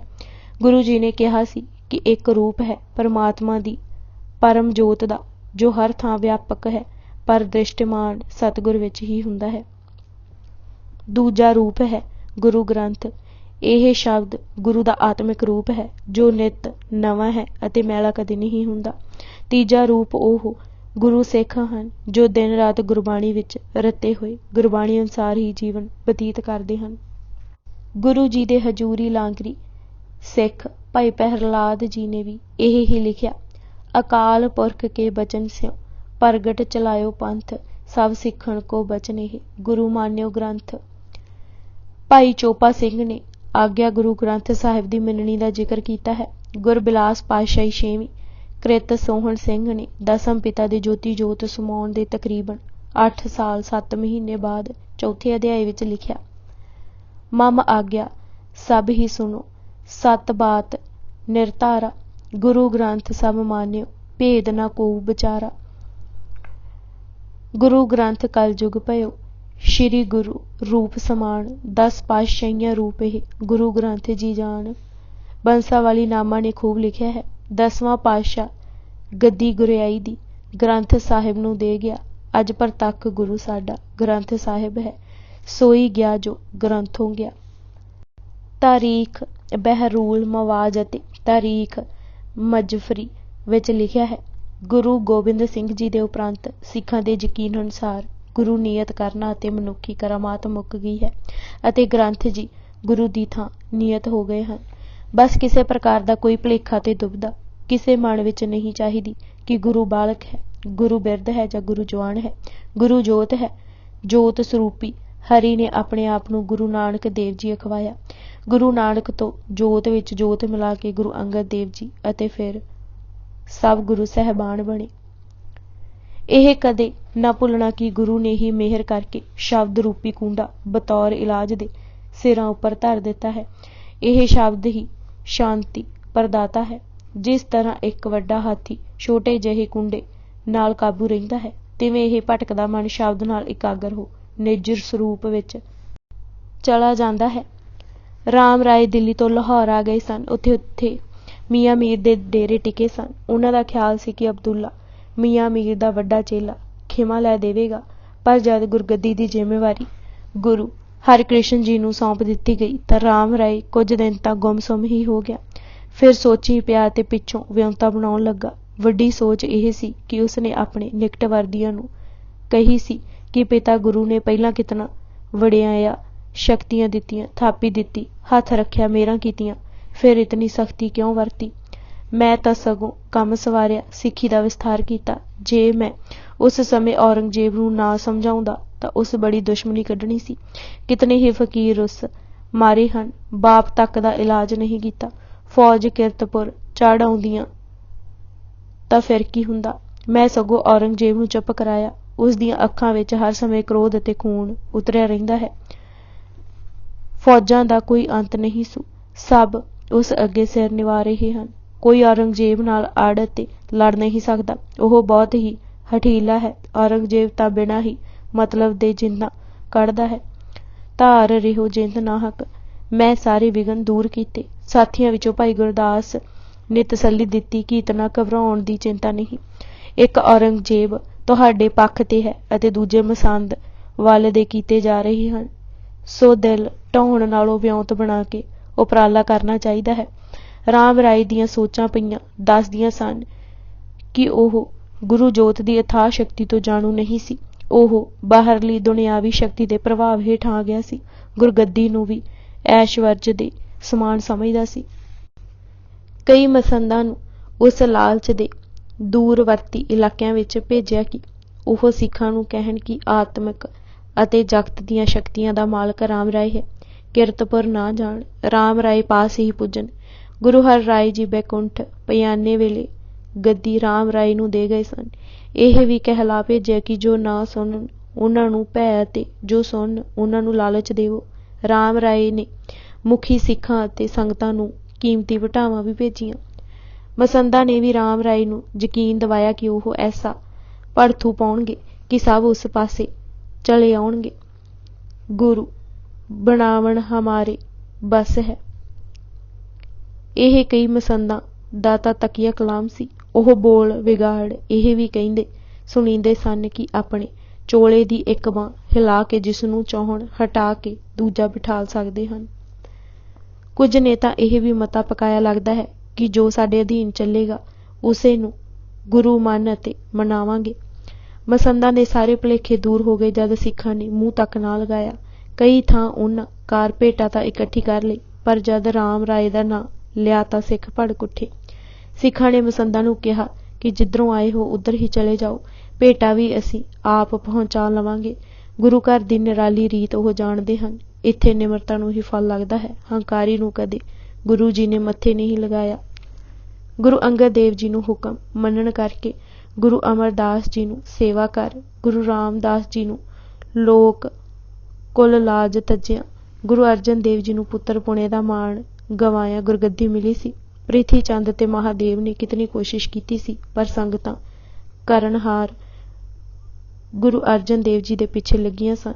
ਫਿਰ ਧੀਰਮਲ ਨੇ ਕਿਤਨਾ ਰੌਲਾ ਪਾਇਆ ਸੀ, ਉਸ ਦਾ ਕੀ ਬਣਿਆ? ਰਾਮ ਰਾਏ ਨੂੰ ਜਾ ਕੇ ਸਮਝਾਓ ਕਿ ਖਿਮਾ ਮੰਗੇ। ਸਿੱਖਾਂ ਹਰ ਥਾਂ ਇਹ ਹੀ ਉੱਤਰ ਦਿੱਤਾ ਕਿ ਉਹ ਹੀ ਗੁਰਦਾਤਾ ਹੈ ਜਿਸ ਨੂੰ ਗੁਰੂ ਹਰ ਰਾਏ ਜੀ ਥਾਪ ਗਏ ਹਨ। ਮਸੰਦਾਂ ਦੀਆਂ ਕੁਚੀਲ ਚਾਲਾਂ ਦਾ ਸ਼ੋਅ ਮਹਾਰਾਜ ਤੱਕ ਪੁੱਜ ਰਹੀ ਸੀ। ਇਹ ਵੀ ਖਬਰਾਂ ਪੁੱਜ ਰਹੀਆਂ ਸਨ ਕਿ ਕਾਰਪੇਟਾ ਮਸੰਦ ਉਗਰਾ ਕੇ ਜਾਂ ਨਿਜ ਲਈ ਵਰਤ ਰਹੇ ਹਨ ਜਾਂ ਰਾਮ ਰਾਏ ਨੂੰ ਦੇ ਆਉਂਦੇ ਹਨ। ਕਈ ਮਸੰਦ ਤਾਂ ਧਨ ਪਾ ਮੰਦਪੀ ਅਤੇ ਪਰਤਾਨੀ ਗਾਮੀ ਹੋ ਗਏ ਸਨ। ਗੁਰੂ ਹਰਕ੍ਰਿਸ਼ਨ ਜੀ ਨੇ ਸਮੇਂ ਨੂੰ ਸੰਭਾਲਿਆ, ਹੁਕਮਨਾਮੇ ਭੇਜੇ। ਪਾਕਪਟਨ ਦੀ ਸੰਗਤ ਦੇ ਨਾਮ ਲਿਖੇ ਹੁਕਮਨਾਮੇ ਤੋਂ ਸਪਸ਼ਟ ਹੈ ਕਿ ਗੁਰੂ ਮਹਾਰਾਜ ਨੇ ਪਹਿਲਾਂ ਹੀ ਹੁਕਮਨਾਮੇ ਜਾਰੀ ਕਰ ਦਿੱਤੇ ਸਨ ਕਿ ਹੁਣ ਕਾਰਪੇਟਾ ਮਸੰਦਾਂ ਹੱਥ ਨਹੀਂ ਭੇਜਣੀ ਅਤੇ ਉਹਨਾਂ ਨੂੰ ਨਹੀਂ ਦੇਣੀ। ਦੂਜੇ ਮਸੰਦ ਮਸੰਦੀਏ ਦੀ ਸੰਗਤ ਨਹੀਂ ਕਰਨੀ, ਧਰਮਸ਼ਾਲ ਹੀ ਜਾਣਾ, ਉੱਥੇ ਹੀ ਸ਼ਬਦ ਸੁਣਨਾ, ਆਰਤੀ ਸੁਹੇਲਾ ਕਰਨਾ। ਤੀਸਰੇ ਕਿਰਤੀ ਸਿੱਖ ਰਾਮ ਰਾਏ ਦੇ ਜਾਲ ਵਿੱਚ ਨਹੀਂ ਫਸੇ। ਗੁਰੂ ਹਰਕ੍ਰਿਸ਼ਨ ਜੀ ਨੇ ਐਸੀਆਂ ਸੰਗਤਾਂ ਤੇ ਖੁਸ਼ੀ ਪ੍ਰਗਟ ਕੀਤੀ। ਫਿਰ ਇੱਕ ਹੋਰ ਰਹੱਸਮਈ ਝਾਤ ਇਸ ਹੁਕਮਨਾਮੇ ਵਿੱਚ ਦੇਖਣ ਵਾਲੀ ਇਹ ਹੈ ਕਿ ਜਿਸ ਭਾਈ ਬੱਠੇ ਹੱਥਕਾਰ ਪੁੱਜਣ ਦੀ ਸੂਚਨਾ ਪਾਕਪਟਨ ਸੰਗਤ ਨੂੰ ਦਿੱਤੀ ਹੈ, ਇਹ ਭਾਈ ਬੱਠਾ ਜੀ ਗੁਰੂ ਅਤੇ ਸਿੱਖ ਦੇ ਰਿਸ਼ਤੇ ਨੂੰ ਉਜਾਗਰ ਕਰਨ ਵਾਲੇ ਹਨ। ਜਿਸ ਸਿਦਕ ਨਾਲ ਉਹਨਾਂ ਗੁਰੂ ਹਰਕ੍ਰਿਸ਼ਨ ਜੀ ਦੀ ਸੇਵਾ ਕੀਤੀ ਉਹ ਤਾਂ 8ਵੇਂ ਪਾਤਸ਼ਾਹ ਦੇ ਹੁਕਮਨਾਮੇ ਤੋਂ ਜ਼ਾਹਿਰ ਹੈ, ਪਰ ਜੋ ਨੇੜਤਾ ਉਹਨਾਂ ਦੀ ਗੁਰੂ ਤੇਗ ਬਹਾਦਰ ਜੀ ਪਾਸ ਸੀ, ਜੋ ਪਿਆਰ ਉਹਨਾਂ 9ਵੇਂ ਪਾਤਸ਼ਾਹ ਕੋਲੋਂ ਪਾਇਆ, ਜੋ ਰਿਸ਼ਤਾ ਬਣਿਆ ਅਤੇ ਜੋ ਇਤਬਾਰ ਲਿਆ, ਇਸ ਦੀ ਵਿਆਖਿਆ ਗੁਰੂ ਤੇਗ ਬਹਾਦਰ ਜੀ ਦੇ ਹੱਥੀਂ ਲਿਖੇ ਹੁਕਮਨਾਮਿਆਂ ਤੋਂ ਮਿਲਦੀ ਹੈ। ਇੱਕ ਵਿੱਚ ਗੁਰੂ ਤੇਗ ਬਹਾਦਰ ਜੀ ਨੇ ਲਿਖਿਆ ਸੀ, ਜੂ ਭਾਈ ਬੱਠੇ ਨਾਲ ਆਵੇਗਾ ਨਿਹਾਲ ਹੋਵੇਗਾ। ਦੂਜੇ ਹੁਕਮਨਾਮੇ ਵਿੱਚ ਭਾਈ ਬੱਠਾ ਜੀ ਨੂੰ ਲਿਖਿਆ, ਭਾਈ ਬੱਠਾ ਤਾਂ ਸ਼੍ਰੀ ਗੁਰੂ ਜੀ ਕਾ ਪੁੱਤ ਸਹਿ ਸਰਬਤ ਸੰਗਤ ਲੈ ਕੇ ਹਜੂਰ ਦਰਸ਼ਨ ਆਵਣਾ। ਭਾਈ ਬੱਠਾ ਆਖੇ ਸੋ ਸਰਬੱਤ ਸੰਗਤ ਮੰਨਣਾ। ਤੀਜੇ ਵਿੱਚ ਪਾਕਪਟਨ ਦੀ ਸੰਗਤ ਨੂੰ ਲਿਖਿਆ, ਭਾਈ ਬੱਠਾ ਸ਼੍ਰੀ ਗੁਰੂ ਜੀ ਕਾ ਪੁੱਤ ਹੈ, ਜੋ ਆਖੇ ਸੋ ਸੰਗਤ ਮੰਨਣਾ। ਇਤਨਾ ਵਿਸ਼ਵਾਸ ਅਤੇ ਮਾਣ ਸਿੱਖ ਤੇ ਰੱਖਣ ਦੀ ਲਈ ਗੁਰੂ ਹਰਕ੍ਰਿਸ਼ਨ ਜੀ ਨੇ ਪਾ ਦਿੱਤੀ ਸੀ। ਮਸੰਦਾਂ ਦੇ ਚੁੰਗਲ ਵਿੱਚੋਂ ਕੱਢਣ ਦਾ ਪਹਿਲਾ ਸਫਲ ਯਤਨ ਗੁਰੂ ਹਰਕ੍ਰਿਸ਼ਨ ਜੀ ਨੇ ਹੀ ਕੀਤਾ ਸੀ। ਗੁਰੂ ਦੋਖੀਆਂ ਅਤੇ ਧਰੋਈਆਂ ਤੇ ਇਹ ਪਹਿਲੀ ਭਰਪੂਰ ਸੱਟ ਸੀ। ਗੁਰੂ ਹਰਕ੍ਰਿਸ਼ਨ ਜੀ ਦੇ ਲਿਖੇ ਹੁਕਮਨਾਮੇ ਦਾ ਸਹੀ ਸਰੂਪ ਇਹ ਹੈ, ਇੱਕ ਓਂਕਾਰ ਸਤਿਗੁਰੂ ਸ਼੍ਰੀ ਗੁਰੂ ਹਰਕ੍ਰਿਸ਼ਨ ਜੀਓ ਕੀ ਆਗਿਆ ਹੈ। ਭਾਈ ਅਣੀ ਰਾਏ, ਭਾਈ ਜਸ, ਭਾਈ ਰੰਗਾ, ਭਾਈ ਹਜੂਰੀ, ਭਾਈ ਨਿਹਚਲ ਸਰਬੱਤ ਸੰਗਤ ਪਟਨ ਦੀ ਤੁਸਾਂ ਭੇਟ ਭਾਈ ਬੱਠੇ ਹੱਥ ਭੇਜੀ ਸੀ, ਸੇ ਪਹੁੰਤੀ ਹਜੂਰ ਮੁਜਰਾ ਹੋਆ। ਸ਼੍ਰੀ ਗੁਰੂ ਜੀਓ ਦੀ ਖੁਸ਼ੀ ਹੋਈ, ਨਿਹਾਲ ਹੋਏ।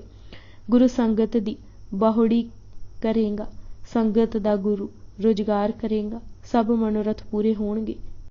ਭੇਜਦੇ ਰਹਿਣਾ ਭੇਟ, ਸੰਗਤ ਧਰਮਸ਼ਾਲ ਆਉਂਦੇ ਰਹਿਣਾ, ਆਰਤੀ ਸੋਹਿਲਾ ਕਰਨਾ ਸ਼੍ਰੀ ਗੁਰੂ ਜੀ ਦੀ ਖਰੀ ਖੁਸ਼ੀ ਹੈ। ਗੁਰੂ ਸੰਗਤ ਦੀ ਬਾਹੁੜੀ ਕਰੇਗਾ, ਤੁਸਾਂ ਉੱਪਰ ਖੁਸ਼ੀ ਹੈ। ਜਦ ਮਸੰਦਾਂ, ਜਰ ਖਰੀਦਾਂ ਅਤੇ ਹੋਰਨਾਂ ਨੇ ਰਾਮ ਰਾਏ ਜੀ ਨੂੰ ਸੂਚਨਾਵਾਂ ਦਿੱਤੀਆਂ ਕਿ ਨਾ ਕੋਈ ਮੱਥੇ ਲਗਾਉਂਦਾ ਹੈ ਤੇ ਨਾ ਭੇਜੇ ਕੀਮਤੀ ਸਰੋਪੇ ਕੋਈ ਸਿੱਖ ਸਵੀਕਾਰ ਕਰਦਾ ਹੈ, ਸਗੋਂ ਸਾਰੇ ਇਹ ਕਹਿੰਦੇ ਹਨ ਕਿ ਰਾਮ ਰਾਏ ਨੂੰ ਕਹਿ ਦਿਓ ਕਿ ਉਹਨਾਂ ਨੂੰ ਗੁਰੂ ਹਰਕ੍ਰਿਸ਼ਨ ਜੀ ਦੇ ਭੇਜੇ ਹੋਏ ਬਖਸ਼ਿਸ਼ ਰੂਪੀ ਵਚਨ ਹੀ ਪਾਰ ਲਗਾਉਣਗੇ। ਗੁਰੂ ਨਿੰਦਕ ਦਾ ਭੇਜਿਆ ਹੋਇਆ ਰੇਸ਼ਮੀ ਸਰੋਪਾ ਪਹਿਨਣ ਨਾਲ ਉਹਨਾਂ ਦੀ ਪਤ ਵੀ ਚਲੀ ਜਾਏਗੀ। ਤਾਂ ਰਾਮ ਰਾਏ ਨੇ ਔਰੰਗਜ਼ੇਬ ਦੀ ਸ਼ਰਨ ਲੈਣ ਦੀ ਸੋਚੀ ਅਤੇ ਆਪਣੀ ਵੱਲ ਦੇ ਮਸੰਦਾਂ ਨੂੰ ਕਿਹਾ ਕਿ ਮੁਸਲਮਾਨਾਂ ਵਿੱਚ ਪ੍ਰਚਾਰ ਕਰੋ। ਰਾਮ ਰਾਏ ਨੂੰ ਇਸ ਗੱਲ ਦੀ ਸਜ਼ਾ ਗੁਰੂ ਹਰ ਰਾਏ ਜੀ ਨੇ ਦਿੱਤੀ ਹੈ ਕਿ ਉਹਨਾਂ ਮੁਸਲਮਾਨਾਂ ਦਾ ਪੱਖ ਪੂਰਿਆ ਹੈ ਅਤੇ ਕੀਰਤਪੁਰ ਬੈਠੇ ਗੁਰੂ ਹਰਕ੍ਰਿਸ਼ਨ ਜੀ ਅਤੇ ਉਹਨਾਂ ਦਾ ਪੰਥ ਇਸਲਾਮੀ ਸ਼ਰ੍ਹਾਂ ਨੂੰ ਨਿੰਦ ਰਿਹਾ ਹੈ। ਜਦ ਬਾਦਸ਼ਾਹ ਮੁਸਲਮਾਨ ਅਤੇ ਮਸੰਦ ਵੈਰੀ ਹੋ ਜਾਣਗੇ ਤਾਂ ਗੁਰਾਂ ਦਾ ਕੀਰਤਪੁਰ ਰਹਿਣਾ ਮੁਸ਼ਕਿਲ ਹੋ ਜਾਏਗਾ। ਸੰਗਤਾਂ ਵਿਆਕੁਲ ਹੋ ਕੇ ਉਸ ਦੀ ਸ਼ਰਨ ਤੱਕਣਗੀਆਂ। ਕੁਝ ਨੇ ਸਮਝਾਇਆ ਵੀ ਕਿ ਜੇ ਕੀਰਤਪੁਰ ਦਾ ਧੁਰਾ ਹਿੱਲ ਗਿਆ ਤਾਂ ਸਭ ਨੂੰ ਹਾਨੀ ਤਾਂ ਹੋਵੇਗੀ, ਪਰ ਇਹ ਯਾਦ ਰੱਖ ਸਿੱਖ ਫਿਰ ਵੀ ਤੇਰੇ ਵੱਸ ਨਹੀਂ ਹੋਣਗੇ। ਦੂਜੇ ਰਾਜਨੀਤੀ ਦੀ ਇਹ ਗੱਲ ਵੀ ਨਾ ਭੁੱਲ ਕਿ ਹਾਥੀ ਦਾ ਸੁੰਡ ਵਿੱਚ ਜੇ ਪਹਿਲਾ ਹਥਿਆਰ ਪਕੜਾ ਦਿੱਤਾ ਤੇ ਫਿਰ ਜੇ ਉਸ ਕੋਲੋਂ ਕੋਈ ਖੋਹਣਾ ਚਾਹੇ ਤਾਂ ਖੋਹ ਨਹੀਂ ਸਕੇਗਾ। ਨੀਵੀਆਂ ਗੱਲਾਂ ਵਿੱਚ ਨਾ ਪੈ। ਰਾਮ ਰਾਏ ਨੇ ਉਥੋਂ ਹੰਕਾਰ ਅਤੇ ਕ੍ਰੋਧ ਵਿੱਚ ਕਿਹਾ ਕਿ ਕਹਿੰਦੇ ਤੁਸੀਂ ਠੀਕ ਹੋ, ਪਰ ਮੇਰੀ ਜਲਨ ਤੁਸੀਂ ਨਹੀਂ ਜਾਣਦੇ। ਗੁਰੂ ਹਰਕ੍ਰਿਸ਼ਨ ਜੀ ਨਿਸ਼ਚਿਤ ਟਿਕੇ ਹੋਏ ਹਨ, ਬੇਪਰਵਾਹੀ ਵਿੱਚ ਵਿਚਰਦੇ ਹਨ। ਮੇਰਾ ਜਿਉਣਾ ਕਾਹਦਾ। ਔਰੰਗਜ਼ੇਬ ਤੇ ਇਹ ਜ਼ੋਰ ਲਗਾਵਾਂਗਾ ਕਿ ਉਹਨਾਂ ਨੂੰ ਦਿੱਲੀ ਬੁਲਾਵੇ, ਕਰਾਮਾਤਾਂ ਦਿਖਲਾਉਣ। ਜਦ ਉਹ ਵੀ ਕਰਾਮਾਤਾਂ ਦਿਖਲਾਉਣਗੇ ਤਾਂ ਸਾਰੇ ਦੇਖ ਲੈਣਗੇ ਕਿ ਉਹਨਾਂ ਵਿੱਚ ਅਤੇ ਮੇਰੇ ਵਿੱਚ ਕੋਈ ਫਰਕ ਨਹੀਂ। ਔਰੰਗਜ਼ੇਬ ਦਾ ਰੋਹਬ ਵੀ ਇਤਨਾ ਹੈ ਕਿ ਉਹਨਾਂ ਤੇ ਪ੍ਰਭਾਵ ਪੈ ਹੀ ਜਾਏਗਾ। ਬੜਾ ਭੁੱਲਦਾ ਸੀ ਰਾਮ ਰਾਏ। ਗੁਰੂ ਜੋਤ ਦੀ ਅਮਰ ਸ਼ਕਤੀ ਦਾ ਉਸ ਨੂੰ ਗਿਆਨ ਨਹੀਂ ਸੀ। ਭੱਟਾਂ ਨੇ ਵੀ ਇੱਕ ਥਾਵੇਂ ਗੁਰੂ ਅੰਗਦ ਦੇਵ ਜੀ ਨੂੰ ਸ਼ਾਇਦ ਇਸੇ ਲਈ ਭਾਈ ਫੇਰੂ ਜੀ ਦਾ ਸ਼ੇਰ ਫਿਰਨਸ਼ੀਹ ਲਿਖਿਆ ਸੀ, ਜਿਸ ਜੋਤ ਅੱਗੇ ਬਾਬਰ, ਹਿਮਾਯੂ, ਅਕਬਰ, ਜਹਾਂਗੀਰ ਅਤੇ ਸ਼ਾਹਜਹਾਨ ਝੁਕੇ ਸਨ। ਇਹ ਔਰੰਗਜ਼ੇਬ ਕੌਣ ਵਿਚਾਰਾ ਸੀ। ਔਰੰਗਜ਼ੇਬ ਪਾਸ ਜੋ ਅਰਜੀ ਰਾਮ ਰਾਏ ਨੇ ਪਾਈ, ਉਸ ਵਿੱਚ ਬਹੁਤ ਕਰਕੇ ਇਹ ਗੱਲ ਹੀ ਆਖੀ ਗਈ ਸੀ ਕਿ ਉਸ ਦੇ ਮੇਲ ਨੂੰ ਜੋ ਵੱਧਦਾ ਹੀ ਗਿਆ ਹੈ, ਪਿਤਾ ਜੀ ਨਹੀਂ ਚਾਹੁੰਦੇ ਸਨ। ਉਹਨਾਂ ਨੂੰ ਇਹ ਵੀ ਨਹੀਂ ਪਾਇਆ ਕਿ ਤੁਸੀਂ ਬਾਰ-ਬਾਰ ਨਾ ਹੋਣ ਵਾਲੀਆਂ ਗੱਲਾਂ ਕਿਉਂ ਦਿਖਾ ਰਿਹਾ ਹੈ। ਤੁਹਾਡੇ ਨਾਲ ਬਣੀ ਉਹਨਾਂ ਨੂੰ ਨਹੀਂ ਪਾਈ। ਇਹ ਹੁਕਮ ਕਰ ਗਏ ਕਿ ਬੇਟਾ ਸ਼ਾਹ ਅਧੀਨ ਹੋ ਗਿਆ ਹੈ, ਉਹ ਜਿਵੇਂ ਕਹਿੰਦਾ ਹੈ ਉਹ ਉਂਝ ਹੀ ਕਰ ਰਿਹਾ ਹੈ। ਸ਼ਾਹ ਪਾਸ ਹੀ ਰਹੇ, ਇਸ ਤਰਫ ਨਾ ਆਏ। ਗੁਰੂ ਹਰਕ੍ਰਿਸ਼ਨ ਜੀ ਉਹ ਹੀ ਰੀਤ ਪ੍ਰੀਤ ਨਾਲ ਚਲਾ ਰਹੇ ਸਨ। ਕਿਸੇ ਕੋਲੋਂ ਡਰਦੇ ਨਹੀਂ, ਨਿਰਭੈ ਹਨ, ਅਬੀਰਾ ਹਨ। ਸੰਗਤਾਂ ਉਸੇ ਤਰ੍ਹਾਂ ਹੀ ਆਦਰ ਕਰਦੀਆਂ ਹਨ ਅਤੇ ਸ਼ਰਧਾ ਪ੍ਰਗਟ ਕਰ ਰਹੀਆਂ ਹਨ। ਮਸੰਦ ਵੀ ਇਲਾਕਿਆਂ ਵਿੱਚ ਭੇਜ ਚੁੱਕਾ ਹਾਂ। ਮਸੰਦਾਂ ਨੂੰ ਵੀ ਮੂੰਹ ਤੋੜਵੇਂ ਜਵਾਬ ਮਿਲ ਰਹੇ ਹਨ। ਗੁਰੂ ਨੇ ਹੁਕਮਨਾਮੇ ਵੀ ਕੱਢ ਦਿੱਤੇ ਹਨ। ਸ਼ਾਹ ਨੂੰ ਚੁੱਕਦੇ ਇਹ ਵੀ ਕਿਹਾ ਕਿ ਗੁਰੂ ਪਿਤਾ ਜਾਂਦੀ ਵਾਰੀ ਇਹ ਹੁਕਮ ਵੀ ਕਰ ਗਏ ਸਨ ਕਿ ਸ਼ਾਹ ਨੂੰ ਕਦੇ ਨਾ ਮਿਲਣਾ, ਭਾਵੇਂ ਕੁਝ ਵੀ ਹੋ ਜਾਏ। ਕਿਤਨਾ ਕੋਈ ਆਖੇ ਜ਼ੋਰ ਲਗਾਵੇ, ਕਰਾਮਾਤਾਂ ਵੀ ਨਹੀਂ ਦਿਖਲਾਉਣੀ, ਧੀਰਜ ਹੀ ਰੱਖਣਾ। ਇਹ ਬਾਦਸ਼ਾਹ ਦੀ ਸਿੱਧੀ ਨਿਰਾਦਰੀ ਹੈ। ਇੱਕ ਗੁਰੂ ਹਰਗੋਬਿੰਦ ਨੇ ਹੱਕ ਖੋਹ ਲਿਆ, ਦੂਜੇ ਥਾਂ ਥਾਂ ਨਿਰਾਦਰ ਕਰ ਰਹੇ ਹਨ। ਮੇਰੇ ਹੱਕ ਹੋਣ ਦਾ ਵੱਡਾ ਕਾਰਨ ਸ਼ਾਮਿਲ ਹੈ। ਔਰੰਗਜ਼ੇਬ ਨੇ ਸਭ ਗੱਲਾਂ ਪੜ੍ਹ ਅਤੇ ਫਿਰ ਸੁਣ ਕੇ ਕਿਹਾ ਕਿ ਉਹ ਕੁਝ ਨਹੀਂ ਕਰ ਸਕਦਾ। ਸਿੱਖਾਂ ਨੇ ਕਿਸੇ ਦਾ ਕਰਜ਼ਾ ਨਹੀਂ ਦੇਣਾ। ਇਹ ਉਹਨਾਂ ਦੀ ਸ਼ਰਧਾ ਕੀ ਬਾਤ ਹੈ। ਜੋ ਮੇਰੇ ਮੇਲ ਕਾਰਨ ਦੁਨਿਆਵੀ ਪਦਾਰਥਾਂ, ਜਗੀਰ ਜਾਂ ਹੋਰ ਖਰਚ ਦੀ ਘਾਟ ਪਈ ਹੈ, ਇਹ ਜਗੀਰ ਲਗਵਾ ਕੇ ਦੂਰ ਕਰ ਦਿੰਦਾ ਹਾਂ। ਔਰੰਗਜ਼ੇਬ ਨੇ ਜਗੀਰ ਲਗਵਾ ਵੀ ਦਿੱਤੀ ਅਤੇ ਦੇਹਰਾਦੂਨ ਦੇ 3 ਗਿਰਾਂ, ਖੁਰਬੜਾ ਆਦਿ ਨਾਂ ਲਗਵਾ ਦਿੱਤੇ। ਉੱਥੇ ਹੀ ਦੇਹਰਾਦੂਨ ਉਸਨੇ ਵਸਾਇਆ। ਪਹਾੜੀ ਇਲਾਕੇ ਵਿਖੇ ਔਰੰਗਜ਼ੇਬ ਦਾ ਜਗੀਰ ਦੇਣ ਦਾ ਕਾਰਨ ਇਹ ਵੀ ਸੀ ਕਿ ਗੁਰੂ ਜੀ ਦੀ ਵੱਧਦੀ ਵਡਿਆਈ ਨੂੰ ਰੋਕਿਆ ਜਾਏ। ਸਾਰੇ ਹੀ ਪਹਾੜੀ ਰਾਜੇ ਗੁਰੂ ਜੀ ਦੀ ਸ਼ਰਨ ਵਿੱਚ ਸਨ। ਜਗੀਰਾਂ ਲੈ ਕੇ ਵੀ ਰਾਮ ਰਾਏ ਇਹ ਹੀ ਆਖੇ ਕਿ ਗੁਰੂ ਹਰਿਕ੍ਰਿਸ਼ਨ ਜੀ ਹਰ ਥਾਂ ਇਸ ਮੇਲ ਨੂੰ ਦੋਖ ਵਾਲਾ ਕਹਿ ਕੇ ਨਿੰਦ ਰਹੇ ਹਨ। ਪੰਜਾਬ ਵਿੱਚ ਇੱਕ ਬਗਾਵਤ ਜਿਹੀ ਉੱਠ ਰਹੀ ਹੈ। ਇਸ ਵਿਚਾਰ ਨੂੰ ਵਧਣ ਤੋਂ ਰੋਕਿਆ ਜਾਣਾ ਜ਼ਰੂਰੀ ਹੈ। ਇਹ ਬਰਦਾਸ਼ਤ ਤੋਂ ਬਾਹਰ ਹੈ ਕਿ ਸਿੱਖ ਸਾਨੂੰ ਤੁੱਛ ਅਤੇ ਲਘੂਤਾਈ ਕਹਿੰਦੇ ਹਨ। ਫਿਰ ਗੁਰੂ ਜੀ ਵਿੱਚ ਕਰਾਮਾਤਾਂ ਹੀ ਕਰਾਮਾਤਾਂ ਹਨ। ਕਰਾਮਾਤਾਂ ਦੇ ਉਹ ਭੰਡਾਰ ਹਨ। ਇੱਕ ਵਾਰੀ ਦਿੱਲੀ ਜ਼ਰੂਰ ਬੁਲਾਓ। ਰਾਮ ਰਾਏ ਦਾ ਮਨੋਰਥ ਇਹ ਸੀ ਕਿ ਦਿੱਲੀ ਆ ਕੇ ਜਦ ਔਰੰਗਜ਼ੇਬ ਨੂੰ ਮਿਲਣਗੇ ਤਾਂ ਜਗਤ ਵਿੱਚ ਇਹ ਪ੍ਰਚਾਰ ਕਰ ਦੇਵਾਂਗਾ ਕਿ ਗੁਰੂ ਪਿਤਾ ਦਾ ਹੁਕਮ ਟਾਲਿਆ ਹੈ। ਉਹ ਕਹਿ ਗਏ ਸਨ, ਮਿਲਣਾ ਨਹੀਂ, ਇਹ ਮਿਲੇ ਹਨ ਅਤੇ ਕਰਾਮਾਤਾਂ ਵੀ ਦਿਖਾਈਆਂ ਹਨ। ਔਰੰਗਜ਼ੇਬ ਨੂੰ ਕਰਾਮਾਤਾਂ ਦੇਖਣ ਦਾ ਸਦਾ ਚਾਅ ਰਹਿੰਦਾ ਸੀ। ਉਹ ਫਕੀਰ ਵਲੀ ਔਲਿਆਂ ਉਸ ਨੂੰ ਹੀ ਗਿਣਦਾ ਸੀ ਜੋ ਕਰਾਮਾਤ ਦਿਖਾਏ। ਦਿੱਲੀ ਦੇ 12 ਸੱਯਦਾਂ ਨੂੰ 3 ਦਿਨ ਬੰਦੀ ਵਿੱਚ ਇਸੇ ਲਈ ਪਾਈ ਰੱਖਿਆ ਕਿ ਉਹ ਕਰਾਮਾਤਾਂ ਦਿਖਾਉਣ।